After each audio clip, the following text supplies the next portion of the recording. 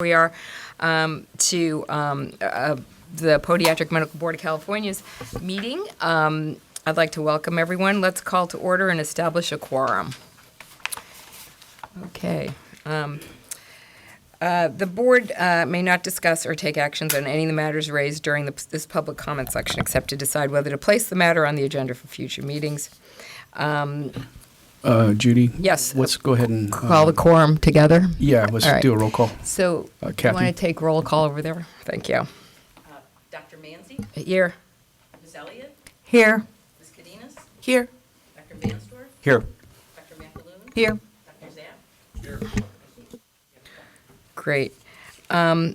Once again, the board may not discuss or take any actions on these matters raised during the public comment section except to decide whether to place the matter on the agenda. Are there any public comments? Okay. Now, review and approve the December 6th board meetings. Has everyone had a chance to review them? Mansdorf, motion to approve. Okay, great. I have a motion to approve the Second. minutes. Great. I second. Cadenas, seconds it. Great. All right, great. So we'd like now to receive an update on budget and fund conditions. We need to vote on the Oh, minutes. excuse me. Sorry, guys. It's been a long drive. And Corona madness is at Kaiser Hospital, so I've been there all week. All right. Let's take a vote to approve the minutes. Okay, so Dr. Manzi? Yeah, aye. Ms. Elliott? Aye. Ms. Cadenas? Aye. Dr. Vansdorf? Aye. Dr. McAloon? Aye. Dr. Zapp? All right, let's move on to the budget and the fund condition. And I think if everybody recalls, Karen used to be a part of the board as our analyst for budgets, and she's back again just temporarily to report on our budget and fund condition. So welcome again, Karen. Welcome. Thank you. Good morning. Happy Friday. Feel so close to you guys. Yes, as Brian alluded, I was a budget analyst for a couple years for the board. I have now working as a budget manager for DCA, and I am here as I'm just stepping in. You do have a budget manager that's over Carl, who is your budget analyst, but they are also at budget board meetings. So I am here to just discuss your projections, your current projections, and what your fund is at. The first, you have two items in your docket that was handed out this morning. We have your projection sheet, and your fund condition is behind it. We'll go ahead and talk about your projections at this time. In years past, you guys have historically reverted close to $300,000 to $400,000. And has always been able to maintain a healthy reserve.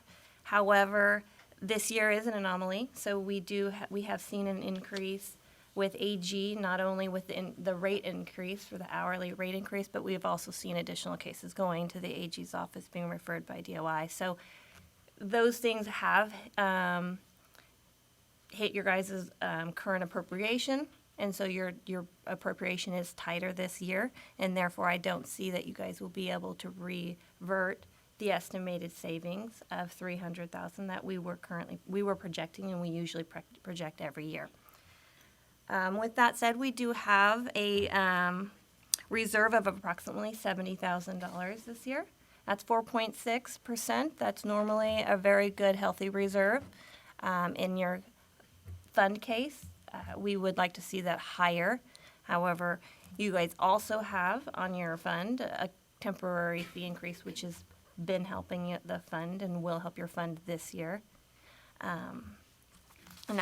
With your fund condition statement, the next document behind the projections, we're showing the temporary fee increase is set to expire January 2021. However, there is a permanent fee increase that has been proposed, whether it be within your sunset bill or another policy avenue, that's fine. But as long as that one takes effect, is what we're proposing to be in January 2021 as well. So once one falls off, the other one will take its place. So you won't see a break in that increase of revenue.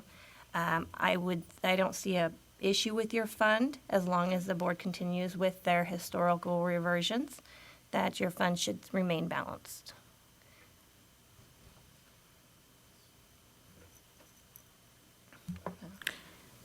I don't have anything else to add at this time. If you have any questions, I will be happy to answer them.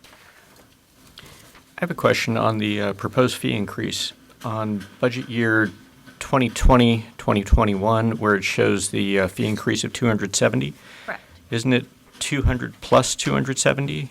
Yes, the 200 is already included. We just went ahead and left that in. You'll see it in the renewal fees line where we're showing 1.128. That is already included in there. We just left it in there with the 270 additional. Okay. So this will include the full proposed fee. Okay. Thank you. I have a question. With the increased fees with the Attorney General's, increase of fees, is the majority of that bump up we saw due to, I know you said it's both things. It's both that they've increased their hourly rate or their rate to us, but also there's been an increase in complaints? Or is it more about the increase in the cost of it? My understanding, and I will defer that to Bethany when she comes up, but my understanding was there were additional cases that were referred to the AG's office on top of the hourly rate that happened this fiscal year. And so that just was the one big anomaly to this current year as to why you weren't able to revert as much. But again, I will I'll refer to Bethany on any enforcement cases. Okay, so I'm just curious if there was this unusual bump up in complaints or. Well, there's something that I think Bethany and I can both speak about. There was a shortage of HQIU investigators. Remember when we had those discussions and the chief of enforcement they gave us a presentation about how they're trying to get their staff up to start clearing these cases. Mm-hmm. Well, they actually did that. And so everything that was kind of shelved, they got the training done with the investigators. They got everything cleared, so everything kind of spiked up as they pushed everything out, as more staff was able to do the work. Mm-hmm. So that might show the spike, is my kind of recollection of what is happening here. I would imagine that we're going to plateau at one point, but I think it's because of the backlog. All of a sudden it was cleared, everything went to the AGs, and all of a sudden we had this huge spike. So it's not necessarily a big spike in more complaints than normal. I think there's more complaints coming in, yeah. It's, a slight increase. Yeah. Okay, thanks. Just a quick question for my own clarification. On the proposed fee increase for year 2020, 2021, and 2021 to 2022, we still see a decreasing months in reserve. And my understanding was that the request that we're putting through the sunset bill was to actually help turn that around. Am I missing something here? So this fund condition does show that the appropriation would grow. So you'll see the appropriation under expenditures. It's titled 1111, Department of Consumer Affairs. That's your appropriation. That shows in future years a growth of appropriation of approximately 3%. And that's related to ongoing employee comp rates increase, GSIs, general salary increases, and so forth. So we just project that your appropriation will grow approximately 3%. With that, it also shows that you're expending to full appropriation, but the board doesn't historically do that. So if I were to show you a different fund condition with historical savings or an estimated savings of what you guys normally bring in, this would show a healthy fund balance. All right. This is just showing worst case scenario, but I don't see that going forward. And I would be happy to complete it at a different fund condition with some estimated savings built in for future years to kind of show you what we assume would be the case for the board. I just want to have clarity of kind of what we expect as a board in the next 3 years in terms of our months in reserve and what number we want to keep there, to keep an eye out on that. Right, track. and the board, the budget office will work with the board continuously moving forward to find out, just to make sure that we are monitoring expenditures trends in revenue, trends in expenditures going out to see if this is, like this year being an anomaly. If you guys continue to have your historical reversions, we don't see a problem. Okay.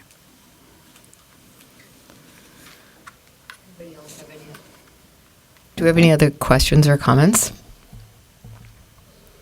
Okay, thank you so much. Thank you.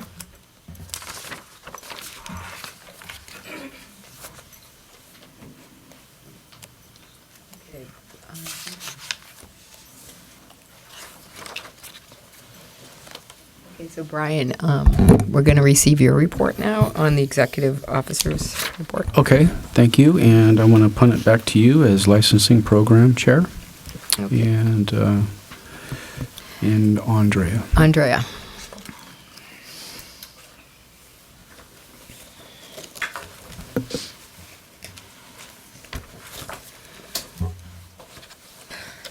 Good morning.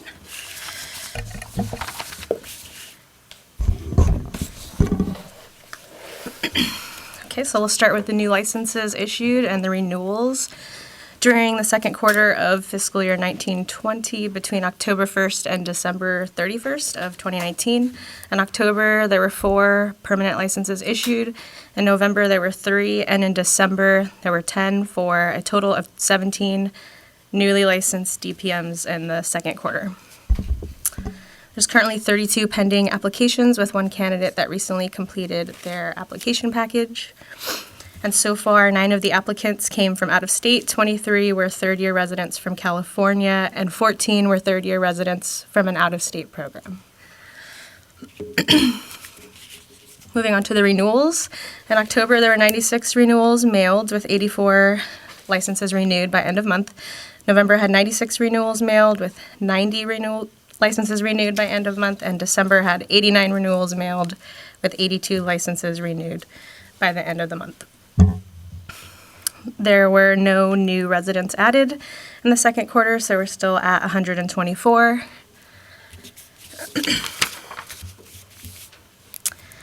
Moving on, there's currently a CME audit in process for 25 randomly selected licensees with an expiration date of April 30th, 2019.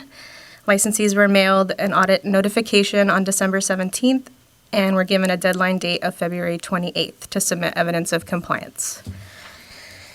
A reminder notice went out on February 13th, and as of March, out of the 25 audited licensees, 15 have been found in compliance and 3 have filed for a CME waiver. I'll be sending out a final notice next week there's 5 total I haven't heard from yet. And then in June, I can give you a updated. So I was going to send out a final notice next week, and if I don't hear back, then they'll fail the audit. And by April 30th of 2021, they'll have to submit 100 hours of CMEs and one of the continuing competence pathways, or the license won't be renewed. Are there any delinquent fees or anything that, or I don't know? Only if they don't submit the renewal Okay. by the expiration date. Got it. Thanks.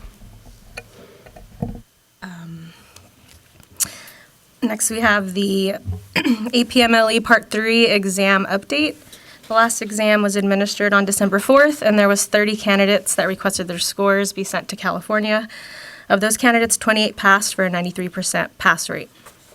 The next Part 3 exam will be held on June 3rd, and candidates wishing to participate will need to register by May 20th.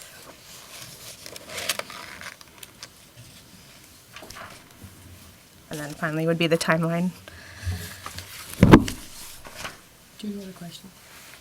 Oh, yeah, I'm sorry. Go ahead. Andrea, is that test given in California? So the test date December 4th, there was testing sites in California for It's people? given in multiple states. They can take it in California. This is just of the candidates who requested it to be sent to California. Right, but I was just inquiring about the test itself. It's done at different computer sites, and people could sign up to take it to different places? Yeah, through the APMLE website, you can find testing centers near you.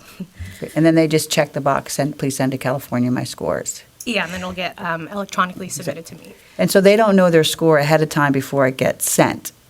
It's my understanding that a letter will go out to them separately, but I get the results electronically. If they ask me, I can give it to them, but I understand they send something separately. Right, so before they take the test, they say, please send my score to California. And so they don't know yet if they're going to pass or fail, and then that score is going to get sent to us either way. Correct.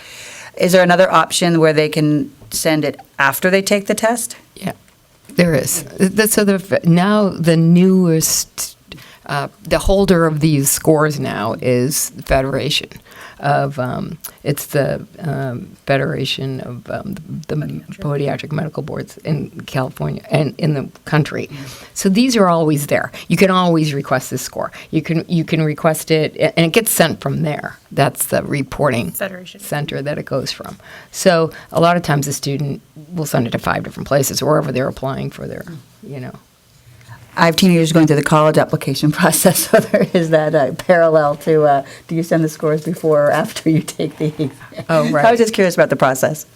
Yep. You can send it after. You can take do the it either way. You can check the box before you take the test, you can just send it after you take the Right, test. and now The it's all scores are available. electronic, and Yeah. the turnaround's like a day or something. Yeah. It's like, it happens almost instantaneously. Thank you for that information. A quick question. So on the newly licensed DPMs, I was looking at the graph, and I know a few years ago, we were worried that with a lot of retirements, we wouldn't have enough people, but it looks like we have a lot of young people coming in. And I don't know if, when we talked about the uptick on cases and enforcement, if we keep track of ages, is there a kind of a, On attachment A, it does show the gender and age of the incoming DPM. but for lic- enforcement, when we have a case against somebody, are we tracking how old they are? Because my question is it because they're new to the licensee, they just got their license and they're not understanding what the requirements are, or if are they older and they're just not keeping up with the record keeping? That's where I'm kind of going with that. Sorry. Isn't that similar to the report? I think it was Bethany that Was it? put it together, and we Oh, requested okay. it to be annual so we can take a look. Oh, okay, thank you, thank Yeah. you. Weren't really the younger doctors. Okay. It was those with their own practice that were older. Thank you. Yeah. Middle age, yeah. Thank you. It was old men, yeah. Any other questions? That was it for me.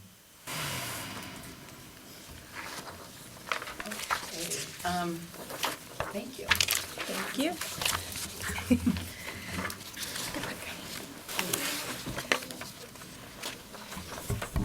All right, so moving on. Hi, good morning. Good morning. We have the enforcement program update and possible action. Yes, so I'll be covering quarter 2, which is October through December 2019. We'll start with the statistics.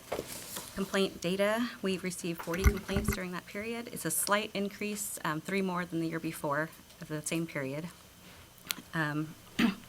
Once a year, I also provide a report that will show the number of complaints received over the entire year and multiple years before that. So we can do a comparison. There you go. Okay, sorry. We can do a comparison and see what we're trending and if we're seeing a large increase or not. Right now, I see it's just a slight uptick over prior years, but we do track that. We're averaging 13 days to assign a case, which is above the target of 10 days. Unfortunately, this was the only performance measure we were consistently meeting before. But there are some staffing issues right now at medical board, and so it's causing some backlog in getting those complaints assigned. But they are working on that. Moving on to investigation data, we had 42 desk investigations assigned. Again, slight increase over prior year. We also had an increase of case closures and an increase in case processing time, probably again due to the staffing shortages. 13 investigations went to the field, which is a 117% increase. It seems high, but it was only 6 cases sent before. And there was a 19% decrease in field investigation processing time, which is good to see that going down. The average days is 138 days for completing an investigation. This is for both desk and field investigations.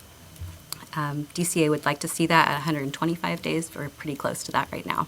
This is primarily due to the desk investigations closing pretty quickly. Right now, cases in the field are taking a little longer. But we are starting to see those cases close, and that's why we're seeing an increase in cases going to the Attorney General's office. Going on to the disciplinary data, we had 3 cases initiated during the second quarter, referred for an accusation, and 2 final orders went into effect, which is slightly above last year. 1 citation was issued compared to no citations last year during the same quarter. No new probationers were added, but we did have 2 public letters of reprimand go through with conditions that will require some monitoring. We have 8 active probationers and then 5 individuals with the public letters of reprimand with conditions. Just wanted to note that these have gone up quite a bit. Instead of having probation cases, there are some reasons we believe this is happening. Not only do we have some cases that may have had some weaknesses, but we're also seeing a lot more pushback, I think, from the respondents themselves because of the new law requiring probation disclosure to all patients. We are working on getting that corrected a little bit to be consistent with the MDs and DOs, and I think that Kathy will speak more on that at her part. So that is the 3 main segments. There was attachment D that goes through the summary of quarters 1 and 2, showing the totals. Again, it shows those increases basically in all areas of complaint, investigation, and disciplinary data. On the Attorney General case aging data, we have information that goes through January 15th of this year. Again, 3 cases were forwarded for an accusation, and we had 4 accusations filed. 2 final orders went into effect, and we currently have 16 cases pending over there, with more cases being sent over fairly consistently right now as the investigations are closing. And again, this is affecting our AG costs in our budget quite heavily. But it's really out of our control portion. Right, so it's the perfect storm. They finally decide to get the cases done, but they've increased their cost to us. Exactly. It just all happened at once, so. This pretty much happened for all the medical boards, or, you know. There's a bill going through for multiple boards that are running into budget issues as a result of this, the AG costs. So, yes, it's not just us. Great, thanks.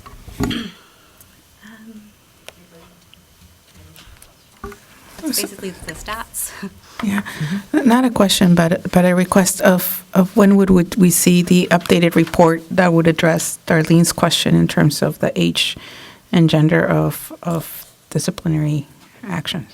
I was doing them yearly at the end of a full fiscal year, so it would be September. Okay, thank you. Have that for you. And you can, if you know, for the newer board members, the old one, you know, we just did one that we looked at, remember the past 5 years or something. It probably was in the September meeting as well. Right. I can go back and find that information, and then I would just add to it for Yeah. the current year. No, I think it's an important piece because I think it'll either show us trends of what these complaints are about, or, you know, we looked at their residency program, how long they've been in practice, what kind of practice it is, you know, all these kinds of things, and what kind of the complaint it was.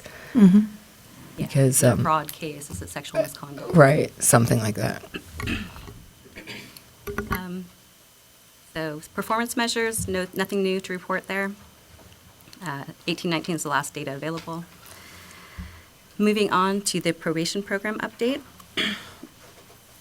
We collected $22,933 during quarter 2, which is pretty consistent with quarter 2.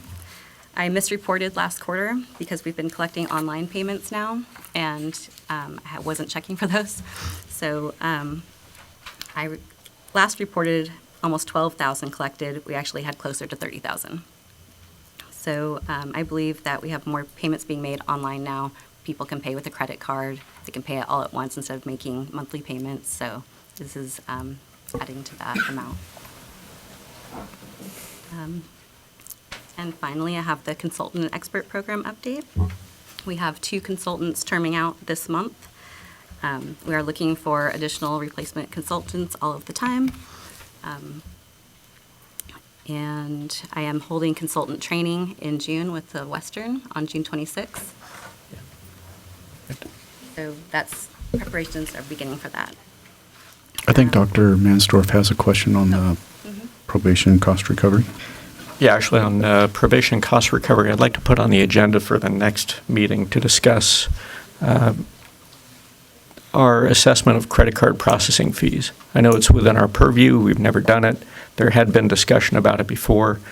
I'm not looking about doing it for licensing fees, but more for probation recovery costs, especially if they're paying these lump sums now.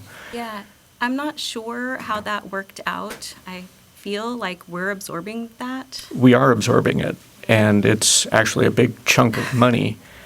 We paid, nearly a 2% processing fee, and there was nothing that prohibited us from charging it. In fact, the DMV does it when you go to renew your license or your registration on your vehicle. But I You mean think passing that fee on to? Right. Right. Right. Okay. So based upon our budget, steadily declining budget, which we're having to assess a fee increase or a fee increase on licensees, I think it's something that we might want to contemplate. So we'll bring that up at the next meeting. Okay. Sounds good.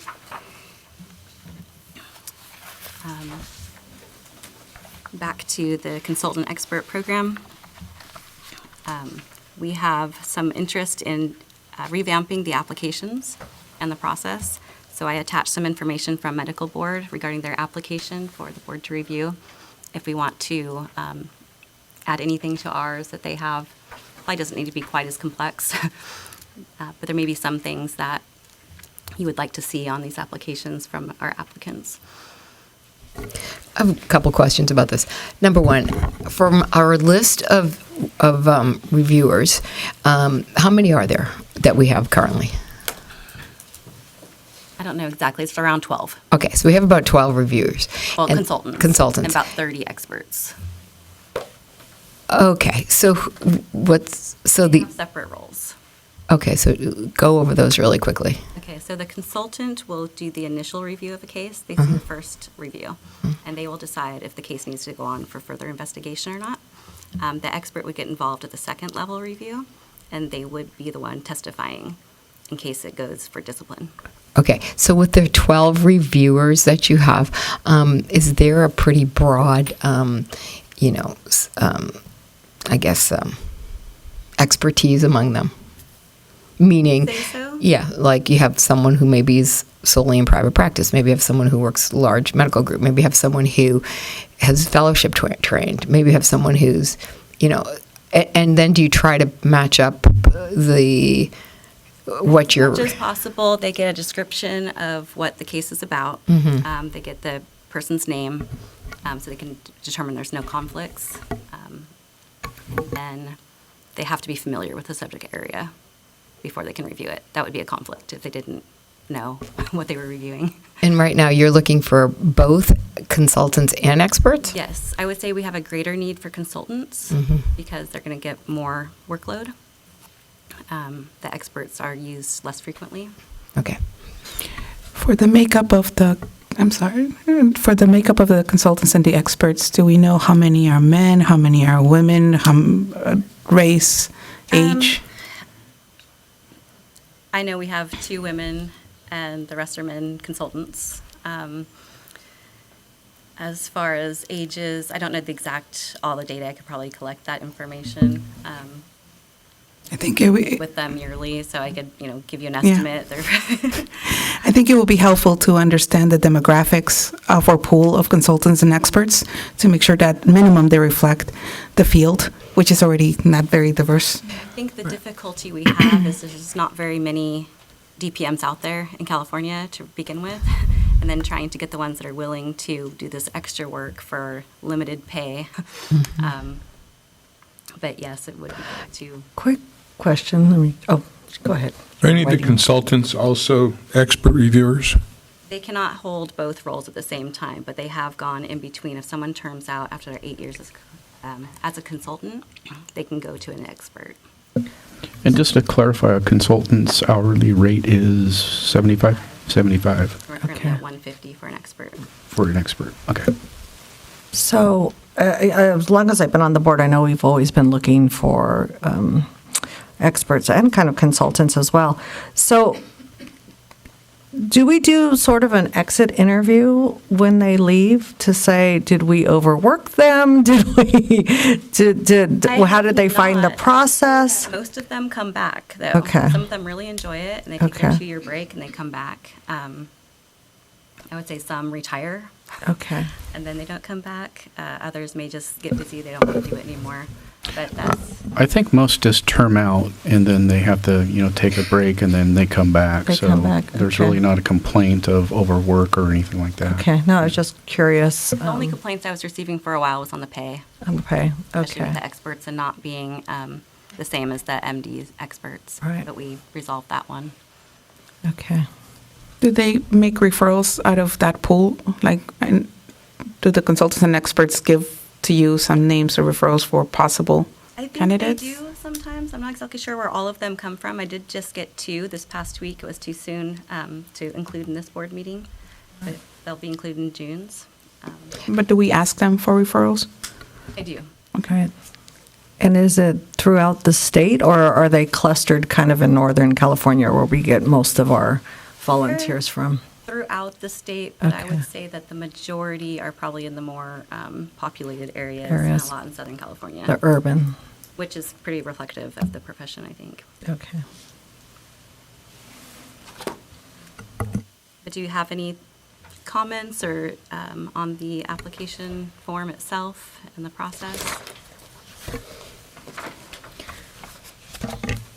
I saw the medical board example, but is ours in here? It is. It is. I'm sorry, the one that we're currently using.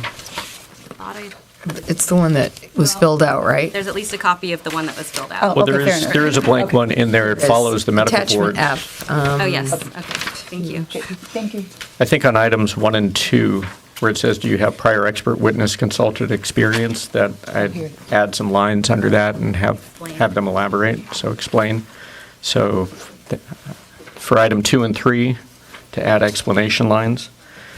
And then also to incorporate some of the questions and that NBC has, and these are similar questions that we get asked for credentialing in hospitals. So on the NBC app,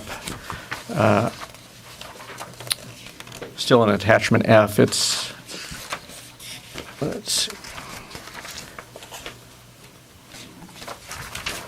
items 6 through 9 at least. Have you been disciplined? Have you retired from active medical practice? Have you been disciplined? Have you ever been arrested or convicted? And have you ever been contacted by the board for review of any cases? Questions 6, 7, and 8, I would have privy to that information, and I could determine that. We could ask them, but I would be able to check all of that. Yeah, but I think it's good to ask them. Okay. Just, you know what I'm saying, just to see like, oh, really? Well, no, I got a different piece of information here. The other thing, so I agree. I think it would be good to include it. Okay. Answers to 9, too. Also, on question number 7, what percentage of your practice involves surgery? And then the second question is, what percentage of your practice involves ankle surgery? I think that needs a different word, a different thing. I think, surgery is a broad term, especially, when you're looking for consultants. And also, I think I'd like to know what percentage of their practice involves, or are they involved with a wound care center? Because many of them, there are these wound care centers now, and I can see, people that maybe are more involved with the wound care center might be more expertise in these kind of questionable things that come up with, failure to heal a wound or whatever that. So I think something about that and something about what percent of your practice involves surgery. I think the next one should be break it down to forefoot and rear foot surgery, and then ask them about ankle surgery, because I think also would be better to know. Don't we have a questionnaire where we ask what their specializations are? Yes. And When they first come on, there's information I've been receiving Besides this one? on their specialties and what they have experience in. Once you've hired them, or before you've. I mean, this is the initial application, correct? It doesn't go out with the initial application, so it's afterwards. Yeah. Afterwards, meaning after we've said, oh, this would be a good person to bring. Right, and basically the reason I was doing that was to find out what they had experience in so I could match them with cases more effectively. Right, but my point is I'd like a pool of people that cover all this stuff, and you're going to get, like this applicant. I could kind of probably tell by his residency experience, the places he's practicing, and what he's checking off as far as his surgical involvements go. But honestly, if I knew a little bit more, I think I'd say, oh, good, we have now 3 people that work in wound care centers. We have 3 people that are putting most of the total ankle revisions. We got 3, you know what I'm saying? Because that would be the list I'd want of experts to begin with, or consultants to begin with. I'd like to have a word of caution. There's kind of 2 different standards of care. There's the minimum standard of care, which we are licensing, and there's the expert standard of care that maybe only a few people can reach. And our job is not to pick the most sophisticated specialist to hold the average podiatrist that standard of care. So our standard of care is the reasonable minimal standard of care for podiatrists in California, not the super specialist. Right, but So the person working at a wound care center, that may not be the person that needs to evaluate the wound care of somebody in, I don't know, working out in Modesto on a wound. So it's great to have the expertise, but that's not where we're holding our licensees to. Well, listen, if a case came through regarding, I don't know, a behavioral problem, pretty much any of these experts and consultants, I think, could read that chart and know what's going on, right? But if a complaint came through about person lost a digit because, this happened in a wound care center and they were treating them with something, I don't know, I'm not familiar with because I don't particularly see a lot of wounds or something, I'd have I could make a reasonable judgment about the fact that, he understood this and that about it, but whether or not this was a good way to treat a wound or, this was kind of an experimental. I don't know. I'd rather defer something like that to someone who, people do this all the time. This is like a basic blah, blah, you know what I'm saying? And I'm just using wound care as an example. I understand. You could take this to the level of, I think that you should hold them standard of care as the average podiatrist who treats wounds, not the person in a wound care center that has hyperbaric and nuclear medicine and everything available at every moment. It's. Yeah, but I would rather have a variety of people on this list, is my point. I don't want everyone just basically doing the same type of community practice. I think that it's obviously you want to have an expert or a consultant who is familiar with treating that part of the anatomy. Right. I'm not concerned about the expert because I think that goes the next step. We can figure that piece out. And I'm sure you have 30 experts. I'm sure it covers the whole gamut. Maybe it doesn't. Maybe we should look at the list. I'm just more, concerned with this consultant. If I may, I think what I'm hearing is that if we're looking at a constant need for consultants and experts, and that is a constant challenge in attracting them, if we're going to put energy as a board in our outreach or networks, or asking the staff to put energy into outreach and networks, it would be helpful that we prioritize areas where we might not be as well represented to ensure that we have a diverse pool of people sitting in those tables, which is where my question around demographics comes in. So I would request the staff to maybe just, if we're looking at 32 people total, just a quick diversity check, which includes maybe expertise areas. If if it would be helpful as the board, and I think also if we're looking at, say, we have 2 women out of those 32, I'm sure that if we reach out to the percentage of women podiatrists and say, hey, there's only 2, we need more, it makes a case for recruitment. So I would just request that. I think it goes hand in hand with what you're trying to say, Jay. I have a quick legal thing I'd like to point out. When you apply for employment, they're not allowed to ask what your gender, what your race, what your ethnicity. That's prohibited. So while it's great to want to have a diverse group of experts and consultants that do, do mimic what is in the general population of podiatrists, that's not something that we can ask when. No, I'm not asking that you ask. I'm saying when you're looking at outreach, right? Oh, okay. When you're looking at outreach and we're trying to target, make sure that we have diverse, or outreach needs to be diverse. So if we understand what our pool looks like, we can understand what our outreach might be able to do. The application itself doesn't ask any of that. True. Right? But when you're trying to find out what your current, I guess, staffing situation, even though they're experts, consultants are not your actual staff, but you know what I'm talking about, your current pool. Even now, DCA they can't ask me about my personal, what my ethnicity,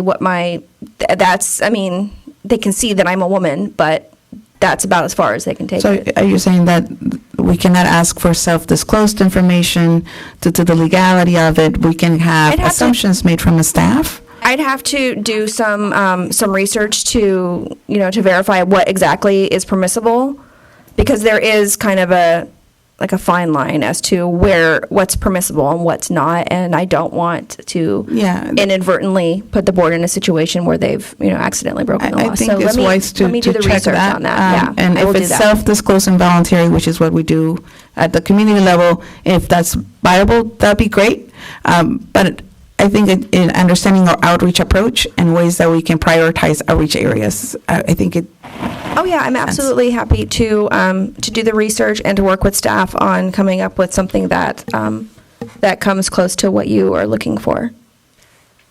Question. Bethany, have you found areas of or types of complaints that you have a harder time finding consultants with? For example, are you finding that if you have ankle surgery, you're having a hard time finding a consultant in that area, or wound care? Is there a particular area that you're having more challenges in finding a consultant, or have you had a pretty reasonable time? Every case you get, you've found somebody to give it to, and it hasn't really been an issue for you? It's not too difficult. The only challenge I've had sometimes is a well-known podiatrist. Then there's conflicts of knowing them. For example, maybe they taught at the school and everybody knows them. That kind of thing. Yes. Okay, so that's been your hardest challenge, rather than a particular type of case and trying to find someone who could do that. I've had a couple of cases that were actually returned to me, saying I don't have experience in this. It's way more complicated than I thought it was going to be. They are instructed to not take a case that they don't have experience in. For example, if someone got an ankle implant case and they've said, I didn't train with that, I've never done one, I really don't feel comfortable reviewing it, that should not be the case. And they will return something like that to you if they were assigned it. You should. Fair enough. Okay. But it's okay. I was wondering how. That's a really good question. But here's my other question: have you ever had a situation where you've sent it out to a consultant, they've sent it back, you go on to the expert, and the expert's like, "Well, and then it goes to the expert." Is that what happens? No, then it goes to the AG. Investigations. Yeah, right, okay. And then they do some more workup. Got and it. It goes to the expert. The expert does not see the consultant report because they need unbiased review. Are the reviews pretty close in most Usually cases? They find similar things. Mm-hmm. Sometimes they might not see the same on a couple of points, but for the most part, yes. I mean, I didn't want to belabor the questionnaire part because you do get a CV at the same time, right? So you can, I'm reading through this applicant CV, and there's stuff on this that this is a person who's familiar with peer review, say, and he's been doing it since 2004, at a major medical center. So it's not like, you know, he doesn't understand it. So that would be a good candidate, you know, in my opinion. Like, this is someone who's familiar with what this situation's all about, because actually that's all this is. It's peer review. But I the thing about recruitment, you know, I understand, you know, other boards that go to recruitment and are trying for diversity. When I got the last application packet for this one board I'm on, they sent this letter saying, you know, we're always looking for diversity. It's true, they can't ask them what they are, but it's like you can, you know.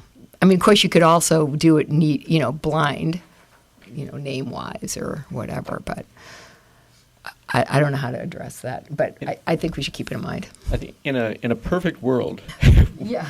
we would love to have the diversity. The issue right now is just getting people who are willing to take their time and volunteer. So getting back to the question at hand is the application and how much needs to be included. I wouldn't necessarily include all the specifics. I think because this is a published form, we redact some things. I think what Bethany is doing is actually finding out their expertise after the fact. And then she selects appropriate cases for them based upon their skills and skill set.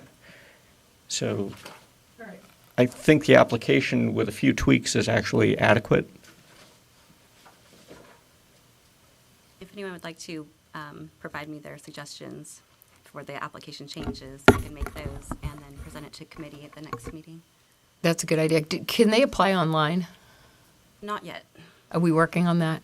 I have the application online. As far as it coming to me online, I'm not sure how that would work. It's not through Breeze. It wouldn't be something that could go through Breeze. And we get so few, I don't know if it's really Worth it. an effective use of Can our they resources email right it? now. Can they email it to a general PBM, PM, whatever.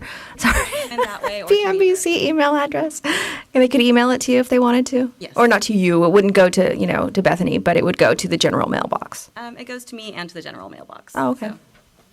So I get them both ways. Would a licensed DPM it becomes board certified after they've been licensed in the state of California? Do you get notification of that?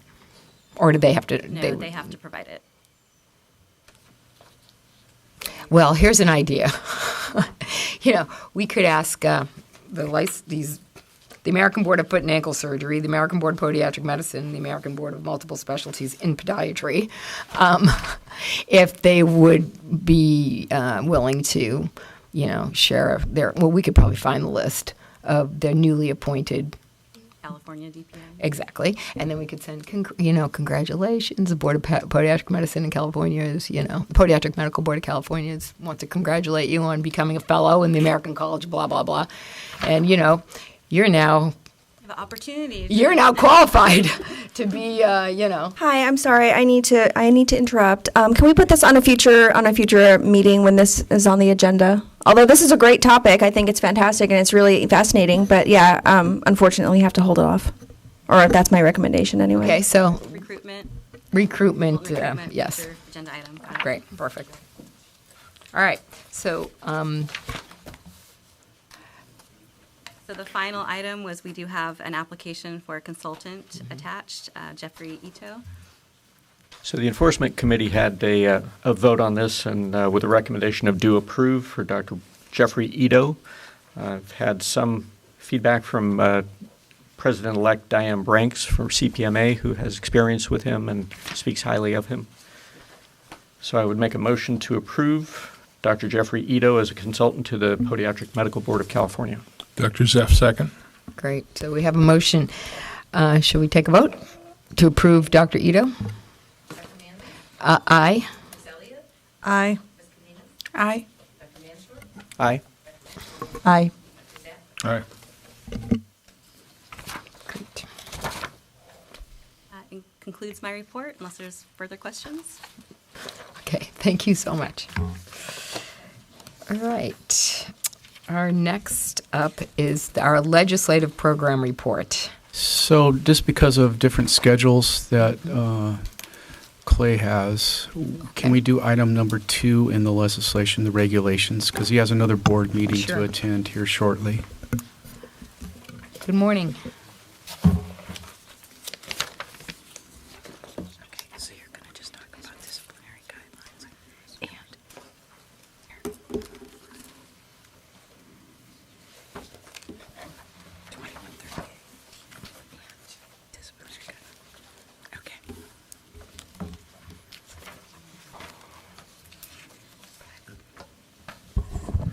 Okay.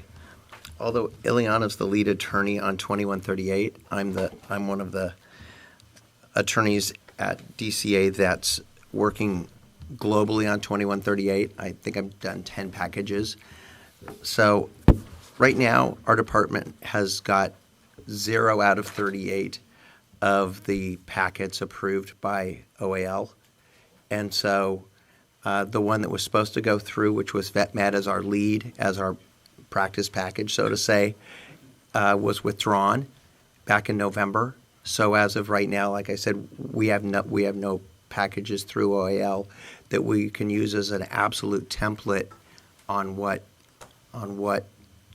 everything else should look like. So we're working feverishly to get one through. BBS this afternoon is going, and looks like theirs is going to take over as the lead package just because by default they're next in line.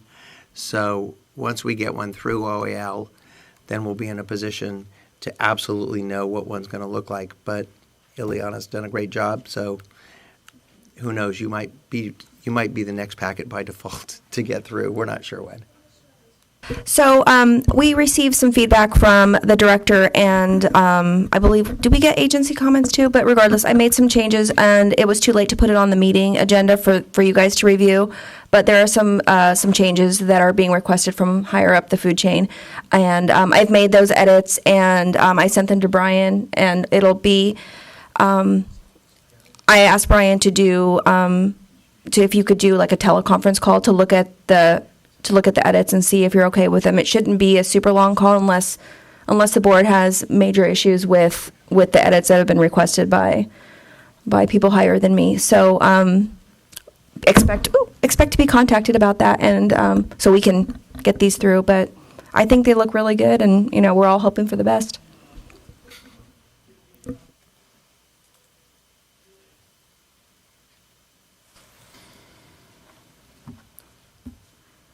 So also, as reported in the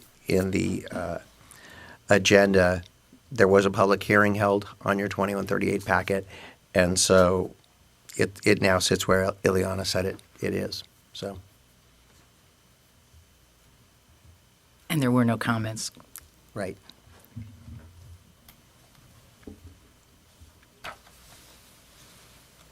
Okay. That's it. Is there any questions? Is everybody? So nothing's really changed, just a couple edits, but it doesn't change the context. I don't think so. I mean, the substantive changes are like adding a statutory reference somewhere, and because of that addition, it kind of tweaks it enough that it's more than a non-substantive change that wouldn't require your approval.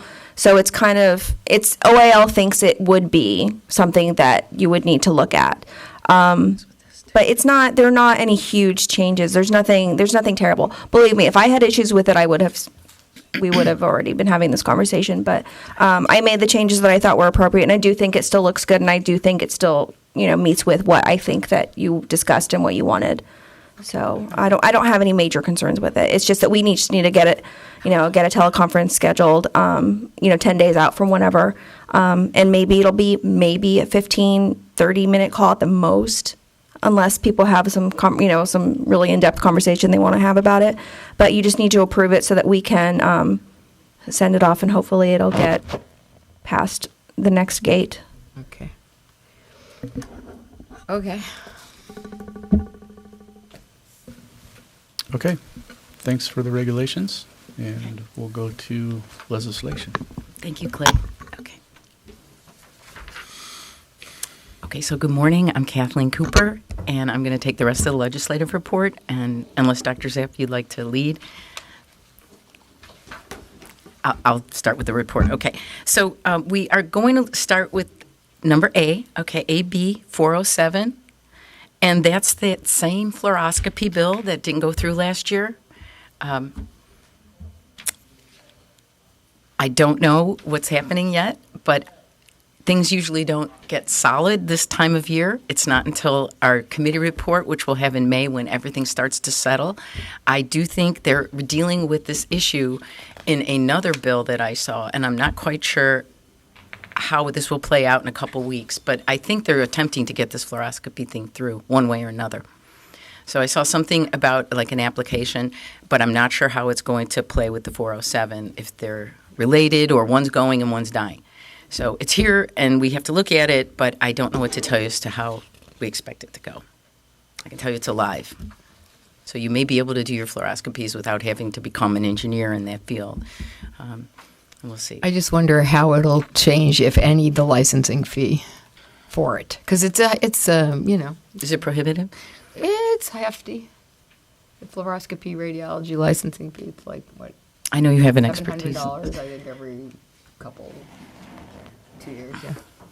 Do you have any insight, Dr. Mansdorf? So it sounds like this bill is actually killed. Oh, Is that? Yeah. But it's being replaced, correct? You want to The tell issue us is still about it? going forward. Is there someone here that knows more about this? Well, we can do public comment. Okay. And then maybe get a little insight on that. Okay.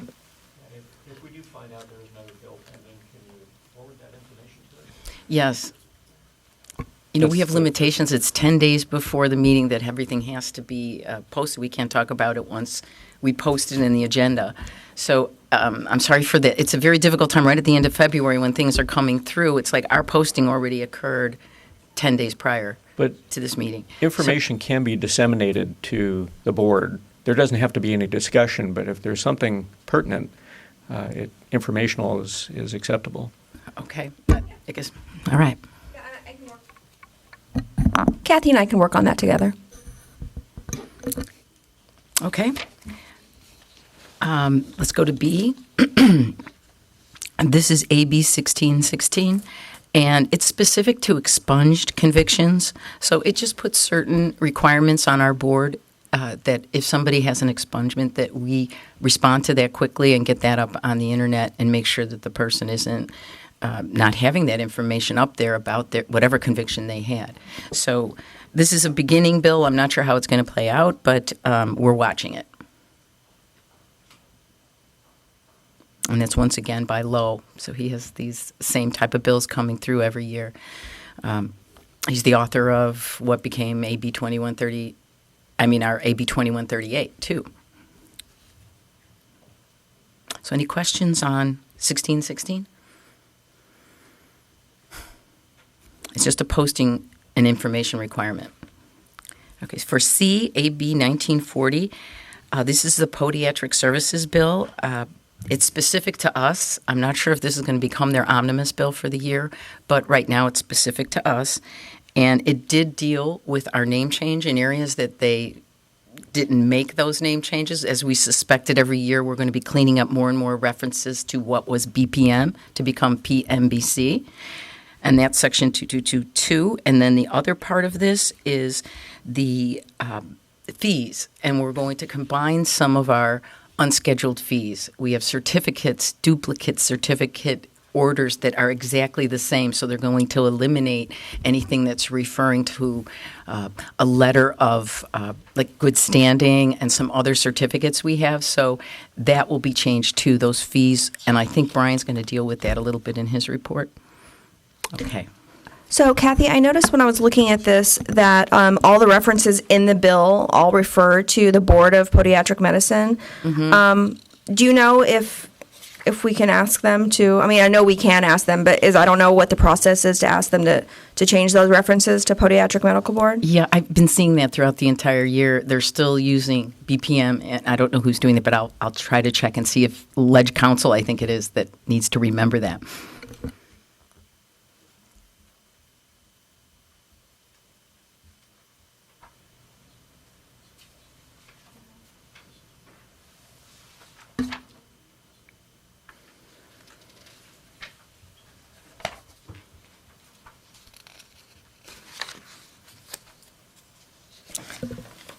Are we? Do we have any more questions about this?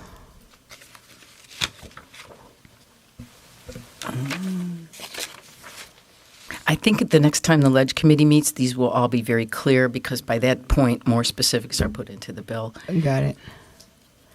Okay. Yeah. Okay, so, Mr. Jackson, do we want to talk about disciplinary guidelines at all at this point. Basically, what we're going to do, we're going to set up meetings with Clay and work through the new revisions, the new laws that have come up in the last year, implement those into the disciplinary guidelines, and try to get those noticed by the next meeting, I think we said, right? So we have another workload to do, but we want to finish those disciplinary guidelines. I mean, it's been a long time, even before my time, that they've been worked on. So with the help from Clay, I think we have a solid attorney. Not saying that Ileana is capable, but she's probably way overworked to say, hey, I want to jump into disciplinary guidelines and just put everything off. So now we have a dedicated person that would definitely, with his expertise, get us through the process and get those to the next meeting for your review and approval, and then start the process. All right, so that will be on our next agenda item, right? It's a suggested agenda item. Right, there will be. Okay. And was there any public comment on legislation? Yeah. Did you? Okay. And just, we can't address, we can just listen, right? Right.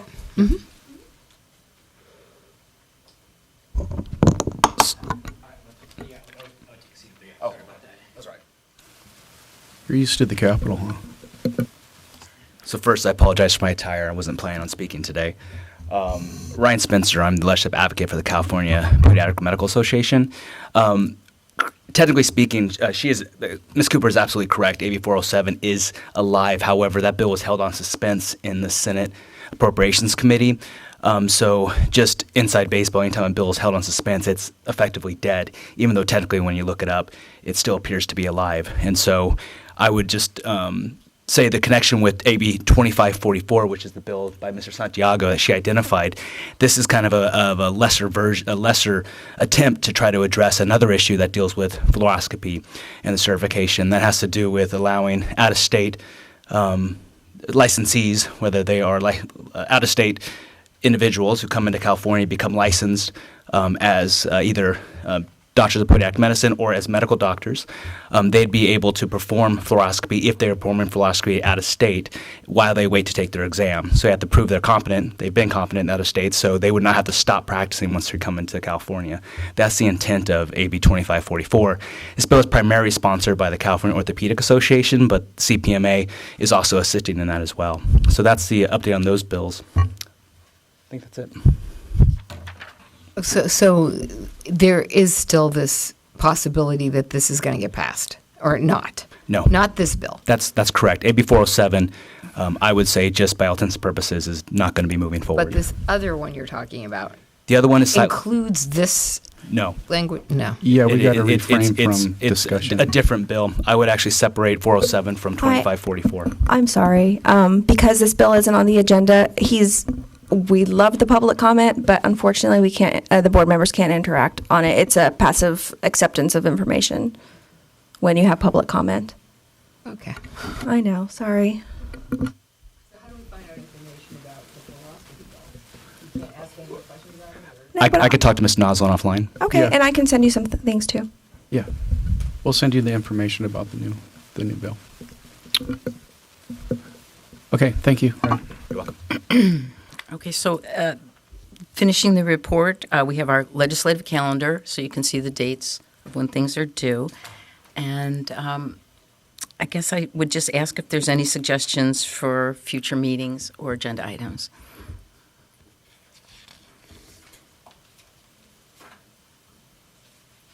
Okay. I do have something. So with regard to legislation, I have a bunch of bills that are currently, very recently, not within the last 10 days, or after the agenda was noticed for this meeting, additional bills that I think that you would find interesting that I will work with Brian and Kathy on, making sure they're on the agenda and that you can discuss them or at least be aware of their existence, and we'll get those on the next meeting. Yeah, it's tough this time of year because it's March and the March meeting, and these bills are coming out, and we have to do the 10-day post. It's like, and 9 days or, whatever it is. We just can't get it into the agenda, so we have to wait. And if there's something really that's glaring, I'll do a teleconference meeting, and that we have to address a bill that has importance and needs to be expedited for conversation. Yes, yeah. And, So, sorry. And the other thing is, if there's legislation that the board needs to discuss, there is a provision in the Open Meeting Act that allows a special meeting, which is 2 days advance notice. And one of the reasons that you can hold that is for pending legislation, like legislation that currently has to already be in existence. It can't be like, oh, we might introduce this bill. It has to be a bill that's already there. So if something comes up that the board needs to discuss, we can do it before the 10 days, but it's a shorter 2-day window of to do the notice.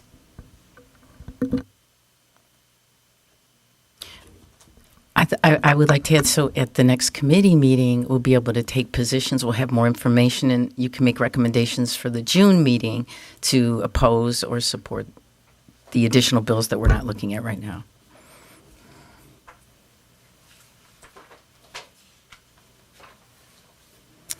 Anything else on this? Okay, I guess I'll move on then to the public education.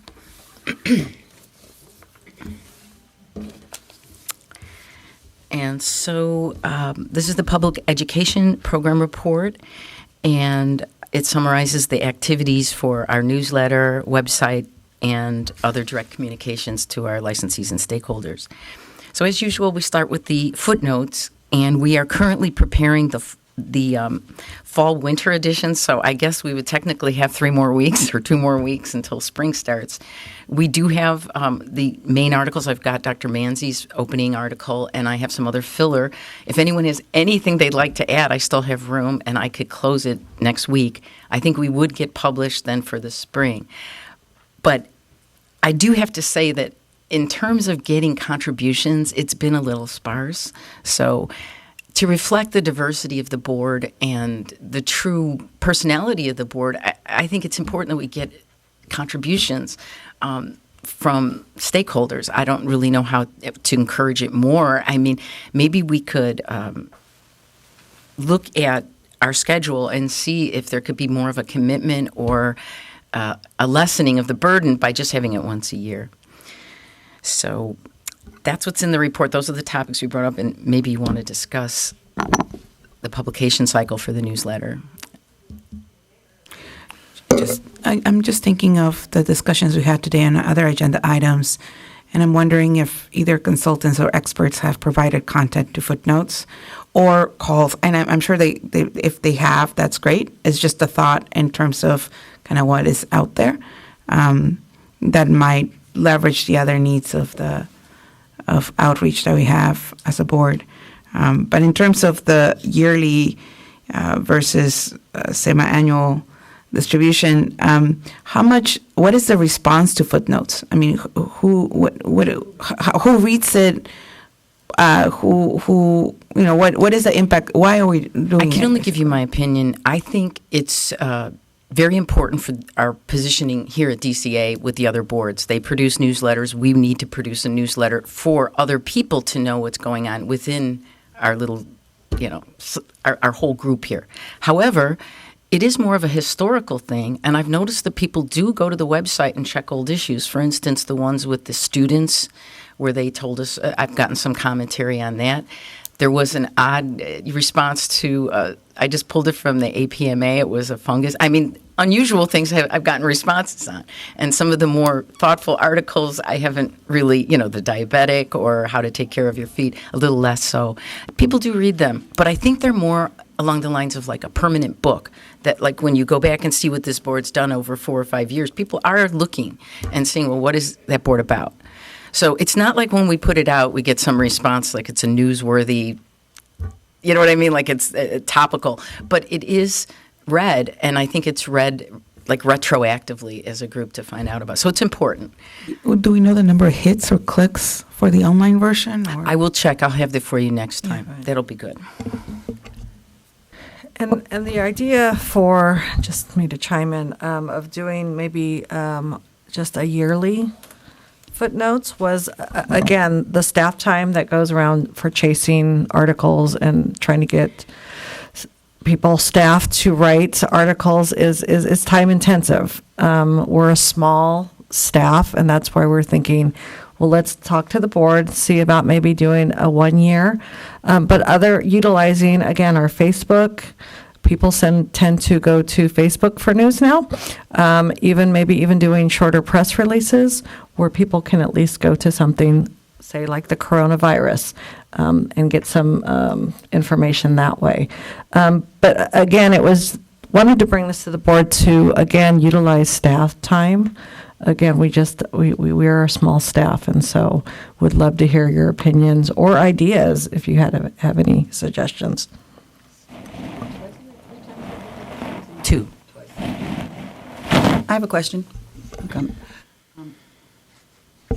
I think an interesting topic came from, for the newsletter, came from this morning's board meeting that might be interesting and educational, is perhaps a short description of what an expert is and what a consultant is, and maybe a brief description of the requirements, 3 years in a brief description of the requirements to be a consultant, what a consultant does, what an expert does. I think it'll do a couple of things. I think it'll educate the public about who looks at their complaints once it comes into our board, and also educate licensees about that process. And then perhaps it might be also a recruitment.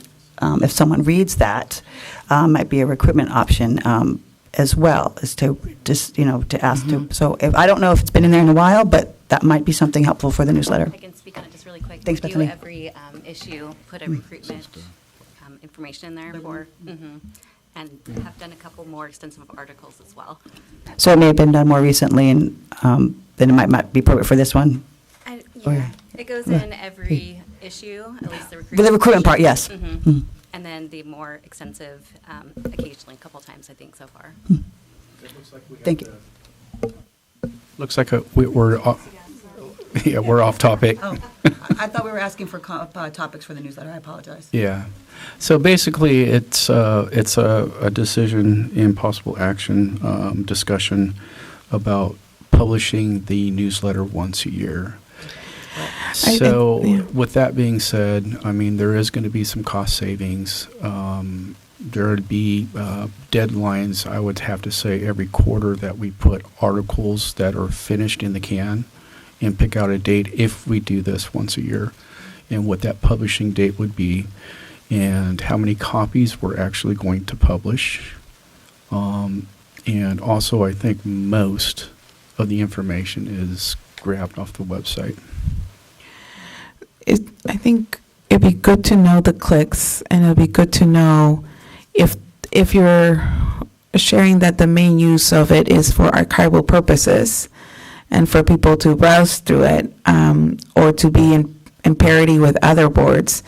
I guess a case to go to annual makes sense if it's more like an annual report magazine versus informing the consumer. I do think that that's a question of what is the goal of footnotes, and who are we reaching from a consumer board standpoint, from a staff capacity standpoint, if you're still doing quarterly. I don't know. I just think as a board, I can't really make a call to go annual without just a little bit more information in terms of usage. And everything's going digital, so I don't know if we even printed copies. Right. That's I think when footnotes first started, before my time, and when I got here, there was 3 cases of them, and there's 3 cases or 2 and 3/4 cases in the storage room. So we just got to be cognizant about are we supposed to send this to licensees, and if that's what the cost expense of postage and all that kind of stuff is. But I think if we utilize the electronic media and have that, it is available on the website, I think that's going to be the most user way of grabbing that information.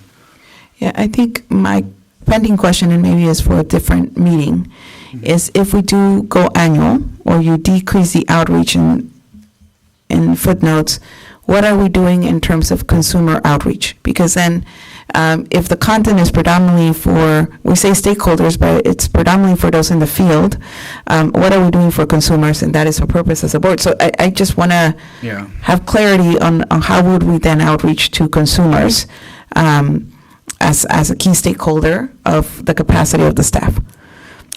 Well, you know, our plan right now is to use Facebook and Twitter, which the next item coming up, you'll see we are actively doing that. And DCA on our behalf has done that throughout the years, too. Every time something happens, their communications department will update our website, our Facebook and Twitter. And we do our best to update the website, and that is really where the information is. You know, that first page on our website, you could pretty much link to what is happening in your profession right now.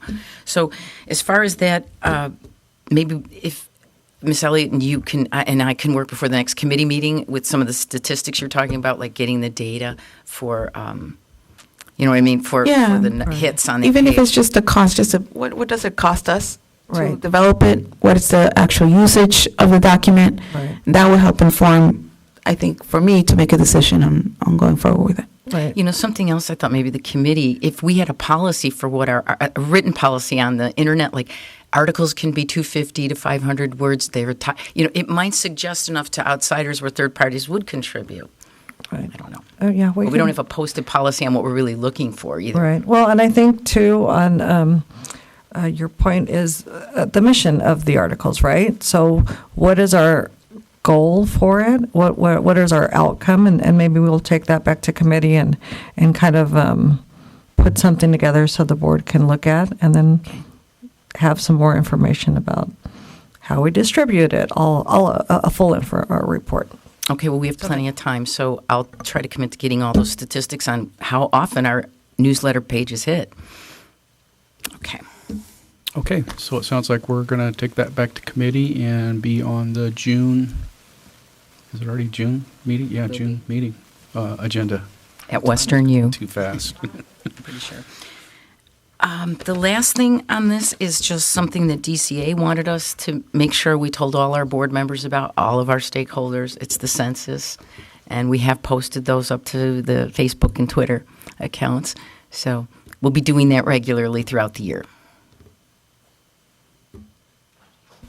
Any questions on the census efforts?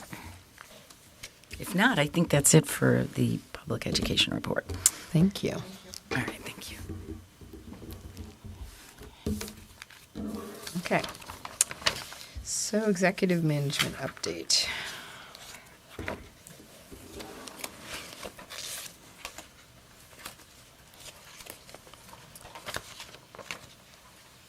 So let's, as you know, sunset review is coming. I believe that the hearing's going to be 17th of March. Must be 1448 since I have. Brian, I don't know if you, Yeah, I'll go ahead and I'm just asking a quick Okay. question here. So hang tight with me.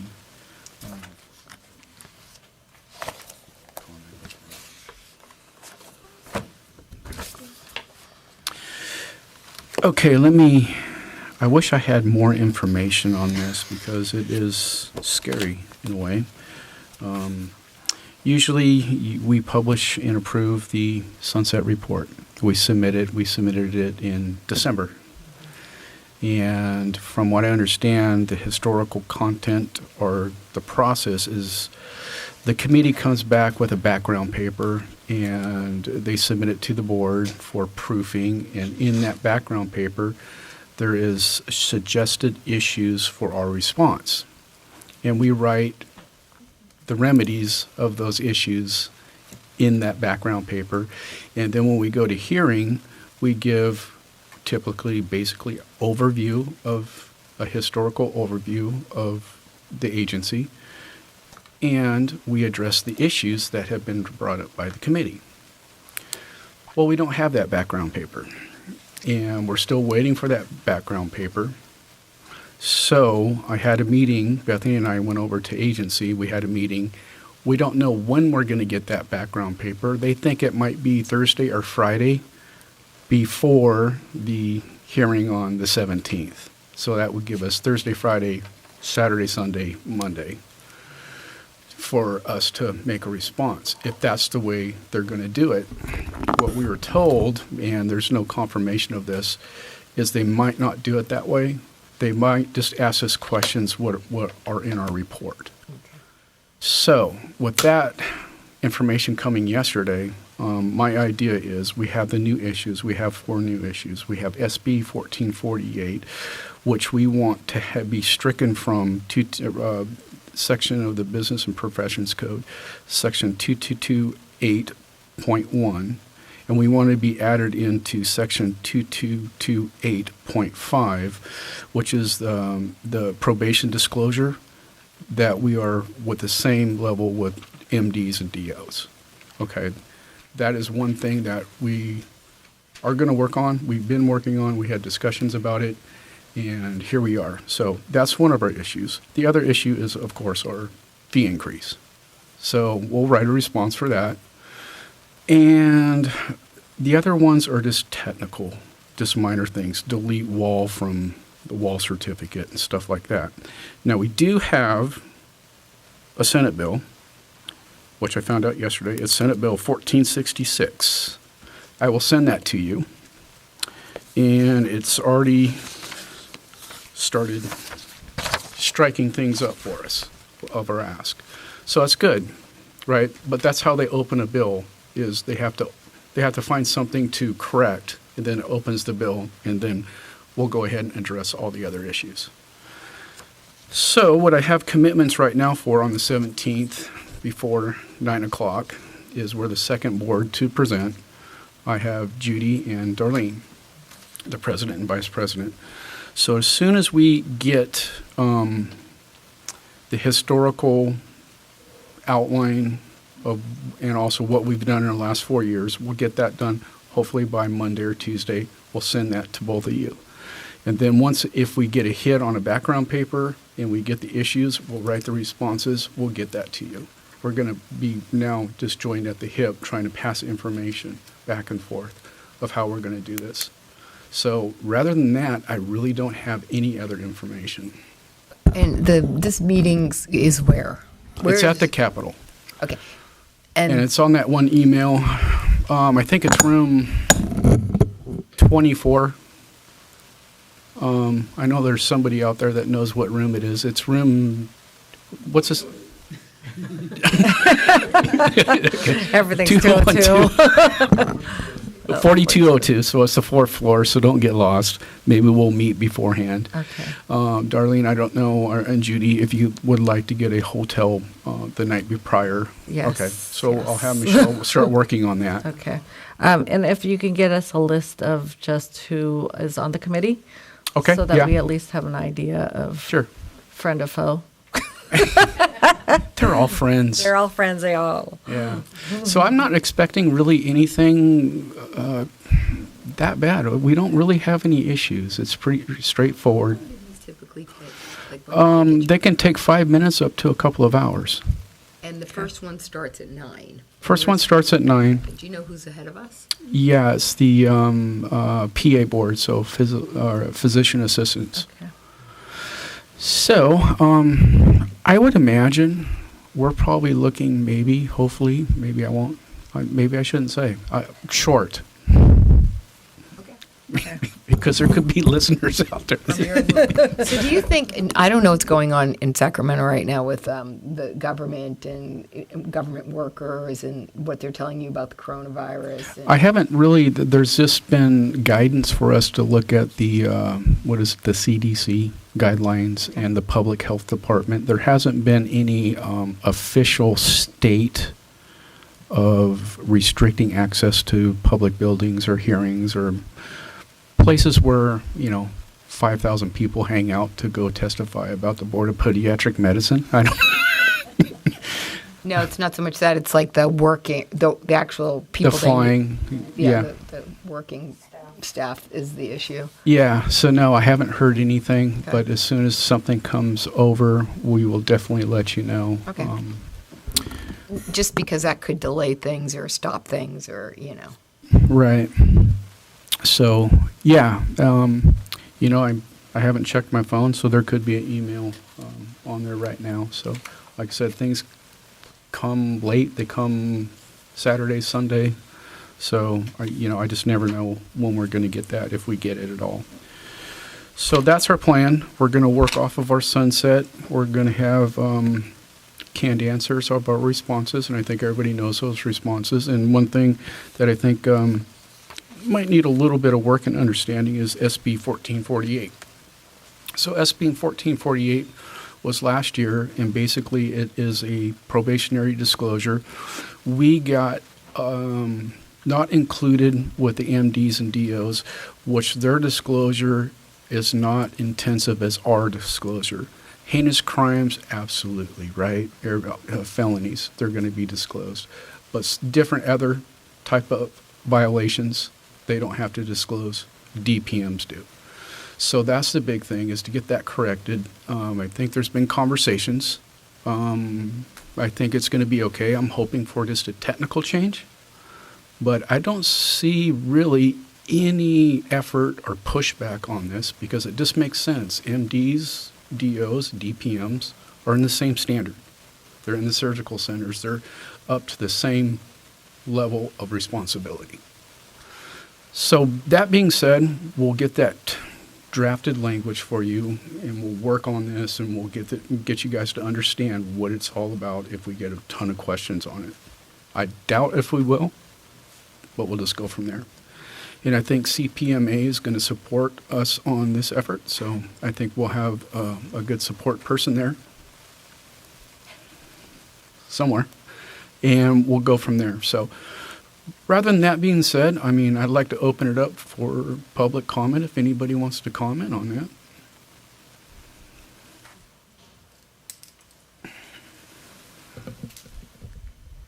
It's okay, it's Friday.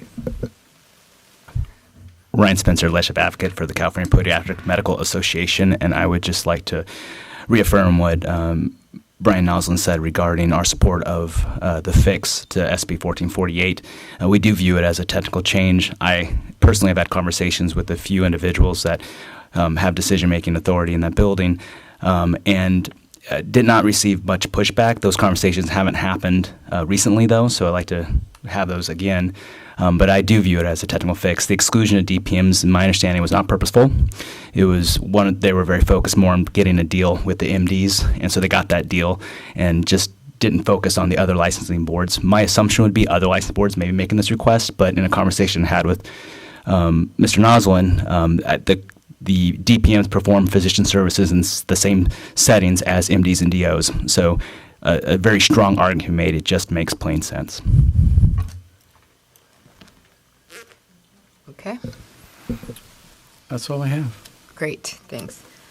Okay, so we're gonna do the evaluation we're gonna ask you, I guess, to step out, right? Or you go to closed No, you session? got to do Yeah. Or do closed disciplinary session. Oh, stuff right, first right. before you Right, before do we my have you disciplinary leave. stuff. Okay. All right, before we have them leave.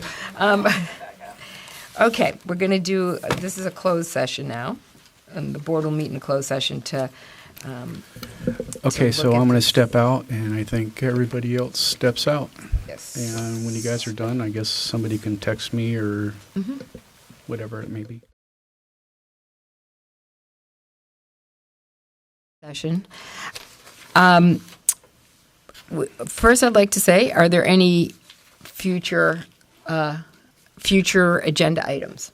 Yes, Okay, hot off the press. let's hear it. I just need to make an announcement, and then the scramble will happen. So we were going to go to the School of Podiatric Medicine, the Western in Sonoma. And we had that request. They accepted that request, but the dean of the school has now denied it because of the coronavirus until the end of the academic season. So no additional outsiders coming in. So that we just got that email when you guys were in closed session. Welcome to our world. It's going to get way worse, believe me. So I could probably email each and every one that lives in Southern California if you have a place. I know we did Riverside. I don't know if they'd be accommodating one more time. Don't be so sure. Okay, City Hall. You might have problems with all these public places, quite honestly. Well, we can do it at Venice Beach on the beach. I like that idea. We could do it in my backyard at my Okay, pizza. so We'll just make it. the limitation was just the announcement. I'm sorry, and then he can work with Dr. Manzi one-on-one about. Yeah. Location. Sorry. Okay. I Right. know. And then I'm for additional future agenda items, I know you guys do these votings. I'd like to put on the agenda possibly doing the voting electronically through Breeze to expedite things. So. The voting on these stipulated agreements and things? So, yeah. So what I understand, processing, NBC does the collection and all that. It's a lot easier for them not to wait it's instant, so they can do that. So we will find out how that works, and we'll put it on the agenda and see if that's something that it could be accommodating to the board members. Okay. Did, Do we have any other future agenda items to talk about?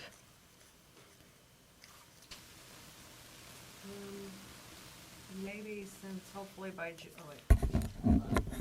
hopefully by June, this coronavirus will be over. Maybe some lessons learned from the medical board that wants to share with us of something that we can do for the next season of flus.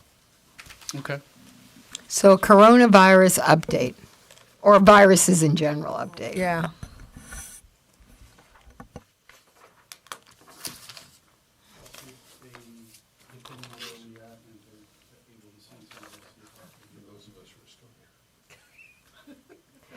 I have a question. We have 6 board members. It's an even number. Is it possible to get another board member? Yes, we do have a vacancy, so I guess. Yeah, I don't know how to. Who's the appointing power for this last outstanding person? Is it the governor? It's the speaker. We have made request, and I understand there's other. Do we have people nominated for this position? They haven't given me any information from the speaker. Who makes nominations for these positions? It would be, off the top of my head, they just did a transition with a person. I have her card in my desk. But So can you give us that information? yes. Okay, great. All right. Any other future agenda items? No. No? Okay. All right. I think we adjourn it now, right? Mansdorf, motion to adjourn. Do I have a second? Second. Who was the second? Kevin. Oh, I don't care. Maria? Either. Maria. Okay, we'll take the vote. Dr. Manzi? Aye. Ms. Elliott? Aye. Ms. Cadenas? Aye. Dr. Mansdorf? Aye. Dr. McAloon? Aye. And Dr. Sack? Aye. Okay, everyone, stay safe. Now, listen. Meeting adjourned. Meeting adjourned.